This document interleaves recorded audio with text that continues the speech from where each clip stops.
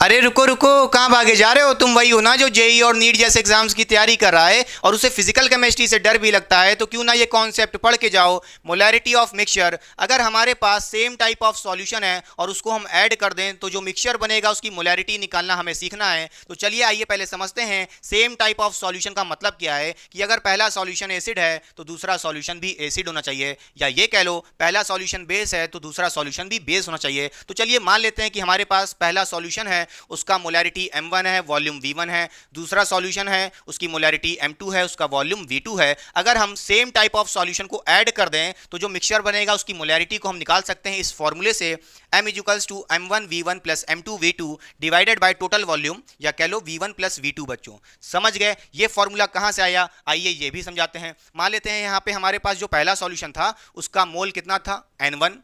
दूसरा सॉल्यूशन का मोल था n2।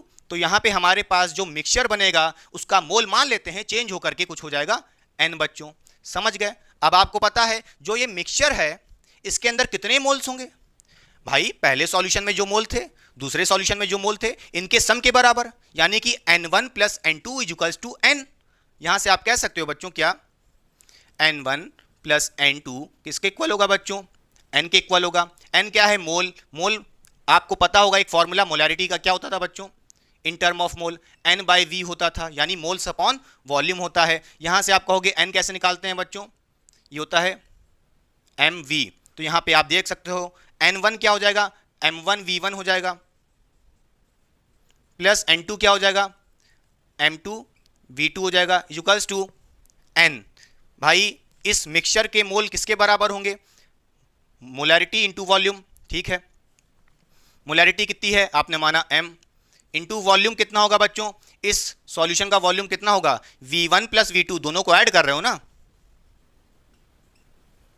ठीक है, तो टोटल वॉल्यूम v1 + v2। तो यहां पे आप देख सकते हो मोलैरिटी ऑफ द मिक्सचर को मल्टीप्लाई कर दोगे वॉल्यूम से तो मोल ऑफ द मिक्सचर आ जाएगा। फिर यहां से आप m का फॉर्मूला बना सकते हो v1 + v2 को नीचे भेज करके। समझ गए? वीडियो पसंद आई हो शेयर करिएगा, फॉलो सब्सक्राइब